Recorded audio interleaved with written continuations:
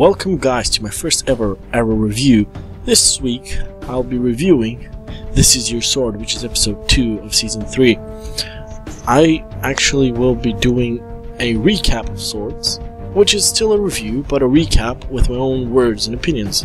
Also, just a quick warning, I won't be concentrating that much on the flashbacks because the flashbacks of this season has been absolute lackluster, and I wouldn't put too much into it, so if I talk about the flashbacks, it'd probably be barely anything in detail. So let's start with this episode. This episode starts with a flashback of Akio pretty much kicking the bucket and Maseo losing his shit. Their goal now is to find the cure. After that, we're dropped into a scene with Roz and Oliver as they're discussing the wedding. Then you have freaking Maseo coming from the back, and you have Roz go talk to him and reveal that actually Maseo was the guy who brought the Alpha and Omega to the League. As you'd expect, Oliver is shockingly surprised, but why would he? Isn't he like part of the League now? Shouldn't maybe there's something still inside him? Then we're thrown back into Starling City, where Diggle, Laurel, and Felicity are trying to protect the city while dealing with all the emotions that they have in them, which is, I don't know why they're still doing that, as it seems that Oliver is not a good guy anymore. But anyways, we see Diggle do his Diggle field agent thing, and you have Laurel come in and help him. They're fighting out this gang, just clearing up the streets as usual. They rough up the gang and, you know, they win the day. That's it. They save the day. It's over. Roll credits. Oh, and I also forgot to say that Diggle is very upset at Oliver. Like, bro, did you seriously steal my wife? Following that little important quotation side arc, we're thrusted into another one. This one revolving around your favorite resident gay man, John Barrowman, aka Malcolm. You really gotta love the guy. He's just amazing performance so far. And his daughter, Thea, you know, Speedy, that still isn't Speedy but will become Speedy. Anyways, Thea is about to leave for Starling to go find Roy. So we get this little sweet father and daughter moment, which wish we got more of it, but we didn't, sadly. But I understand why they did and why they cut it short. This episode was just packed full with subplots and side arcs. Moving on to the next scene, and just a quick disclaimer that whoever thought that Oliver actually turned to the dark side, this must have been a pretty shocking revelation for them, because Oliver was actually pretending. Now, I'm not saying that's a bad thing, quite the contrary.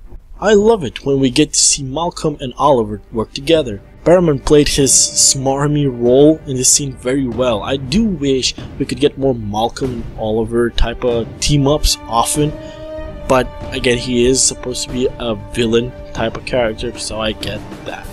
There was this scene with Maseo at a campfire that he goes and talks to Oliver about the Alpha Omega thing, but it's not important, it doesn't matter, because nothing really happens.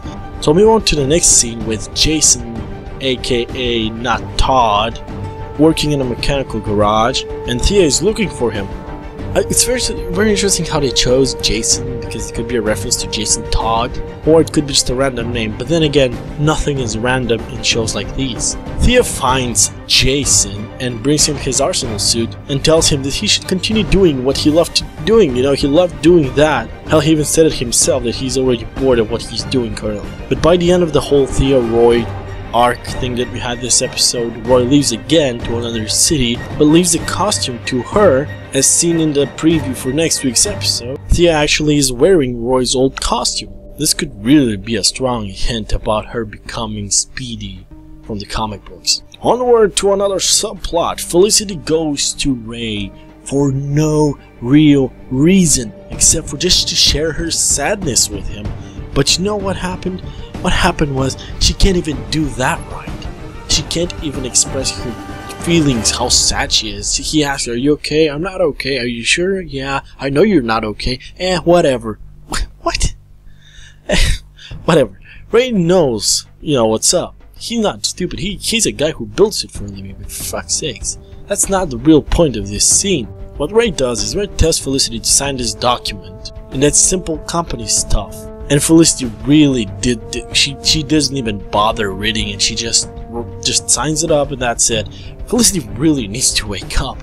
This is not something that she used to do, and I get it, she's emotionally distressed, but this is really not a thing that she should be doing. But anyways, the document is a transfer of ownership, which means that if he dies, I'm presuming that's what the document is supposed to be. If he dies, all of his things, the name of Ray Palmer and everything under that name goes to Felicity Smoak now because she signed the document. That's fine, but this is a bad indicator that maybe Ray Palmer could die. And I'm going to miss that character because I really like him in this show and I wish you could see more of it, but sadly I get it, they're trying to balance all these. So there's so many arcs and subplots, it's just unbelievable this season. I do hope they manage it better next season. I don't really follow exactly how the flashback goes, but I think there's another flashback here where they go and they confront the general and they shoot him in the shoulder and they take him to the antidote, which he told them it's the antidote, but it isn't the antidote, it's just insulin, and then whatever happens and the general captures them. Whatever. After the flashback, we have Malcolm confront the little Starling groupie that's defending it, revealing to them that Oliver has been having one of his usual charades. Obviously, nobody believes him, which introduces to the character of Katana. She tells him that Malcolm is telling the truth, but again, as expected, nobody believes her. I didn't have much of a grip with this, except for maybe Malcolm would appear with her and not have her walk afterwards. Maybe that could have convinced them, you know, to believe that he's actually telling the truth, even though he actually gave them a document. But still though, that would have been a better way to handle the scene, in my opinion. After that, Felicity, Diggle, and Laurel go to the cave to get their thoughts together. Again, we have Felicity bitching, moaning, complaining about the thing. Okay. Diggle is well upset. Laurel is upset as well, which she's the least upset, which is weird. Then you have everybody pack up, get ready, and we get a little tease of Katana's mask and her katana. As they pack up, we see Ferris Airlines once again. But I also want to discuss about Felicity herself. She, at this point, as much as I hate to admit it, has become an annoying version of Oracle. They land on Nanda Parbat and boom, Katana in her full costume, as if it's nothing. Seriously, that felt underwhelming. I expected her to be the stealth type that, you know, is in the shadows. Again, it can be in the shadows, in the dark, but I just thought maybe she'd take out the League of Assassins from the back, just get them that way, not just be frontline assault person. Also, why is Felicity there? She doesn't even need to be in these scenes. She has nothing to contribute with. All she was a risk to everybody. Now everybody has to concentrate on defending her as well. And not to mention that Laurel really doesn't have anything other than her stick and maybe a little bit of boxing training, but that's it. And you're gonna face against the League of Assassins? After all of that, Felicity tried to disable the plane, which had the Alpha and Omega, but to no avail as she failed once again and had to have her ex-boyfriend Ray Palmer swoop in and try to take out the plane with his plasma, whatever the fuck that was, and try to prevent the plane from delivering its load. Haha. I really appreciated this next scene where it happened that he actually had to fly in, you know, with his Superman type of thing, through the plane, get out of the other way, you know, kind of reminiscent of how he was when he was Superman. But in the end of the day, you know, mission successful. But yeah, back to the battlefield. After the whole battle with everything, we see Katana have to face off against Masao. And at that point, she's forced to kill Masao. This was quite touching actually, but it wasn't very well built. You had little time to have them in their confrontation. But also, Masao wasn't struggling as much as I'd like him to. He was there, he's like, I'm gonna have to kill you now. Say hello to Akio for me. And then she was like, stab, he's dead. No, you tell him for both of us. And that's it. The fight itself was nothing special. It felt a bit rushed. They were cutting out of it all the time.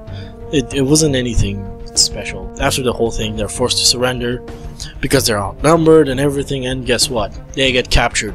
I have no idea how, but then Oliver just walks inside the building with every prisoner, in quotations, because let's be honest, they're not really prisoners from the way they're walking. They're just chilling, he's walking with them, no League of Assassins behind him to, you know, assure that he's not gonna maybe release them or anything. Then he turns around and tells them everything is gonna be fine. You know, I'm gonna take care of it. Pfft, fair enough. You have such an amazing plan. And now then he just goes in and locks him up. Then after a little while, Roz wants an audience with Malcolm. Why? I don't know. It just doesn't seem like something that Roz will do. Why do you even care to do that? But anyways, as expected, this isn't a welcome home type of audience. Roz pretty much wants to kill Malcolm. But earlier in the episode, they mentioned that during a wedding, you aren't to kill. But maybe Malcolm didn't remember in this scene, so what he did was he pretty much ratted out Oliver. What a shocking turn of events. Malcolm turned on Oliver, sold him out. I really didn't mind it though. We needed something refreshing for him, and I do appreciate the way they did it. I kind of wish they didn't do the whole rat thing, because pretty much he was just on the sword, just like, oh, now you're gonna die. Oh, okay, don't kill me. It could be of use to you. How? I can tell you who actually killed him. Okay, who did it? Wasn't it Sale? Who was it? Oliver Queen. What? That was it. That was the whole scene. I get why they did it, but if he was going to turn bad, I really wanted them to do it more differently than what they did last time, because last time what he did was pretty much that, when he brought him in, and that's how he involved Oliver into it. It's the same thing, and it doesn't feel unique anymore. But what if he's actually pulling one on Raish? I mean, Oliver did it. Why can't he do it? Arrow's pretty much the show of deception. Next we got wedding time. Obviously Felicity doesn't agree with this, but all she can do right now is stand in the cell and feel stupid for coming even here in the first place. Oliver and Nyssa are about to get ready, where Nyssa actually pulls out a knife that she grabbed earlier and tries to kill Oliver, but to no avail when she gets quickly denied by her husband-to-be. Oh, and I forgot to mention that before the wedding, Oliver helped Raish break a vial of the Alpha Omega in the cell where his friends are. Why did I forget about that? Oh, right. It was because it didn't look like it was the Alpha Omega. It looked like a sleeping steam something that you'd use to put your opponents to sleep. So that is how the episode ended, pretty much. It was so underwhelming. When it ended, I wish this was the Flash, where we had an after show scene, no, after credits scene type of thing, because it really was just not a good ending. Everybody's in there, you don't buy that they're actually sick or hurting. He gets married. Now I guess in the next episode where he becomes Raish, he's like, yo, my soldiers, okay, go free my friends and everything. I understand that. I just felt like this episode could have been done much better, but it was still a good episode for the little things that it had. So my final verdict for this episode is a 7.8 out of 10. It wasn't a bad episode, but it wasn't a great one. I didn't give a crap about the flashbacks at all. They were dragging this whole season, and with how things ended with Maceo, they seemed absolutely pointless. I'm really starting to see why people don't like Felicity, as I myself am starting to dislike the character more than I think I should. There's some ups and downs in how Arrow is doing the whole season, but I hope they do season 4 a lot better than this one, because this one didn't grab me as well as season 2 and 1 did. So I hope you like my review/recap video, and thanks for watching.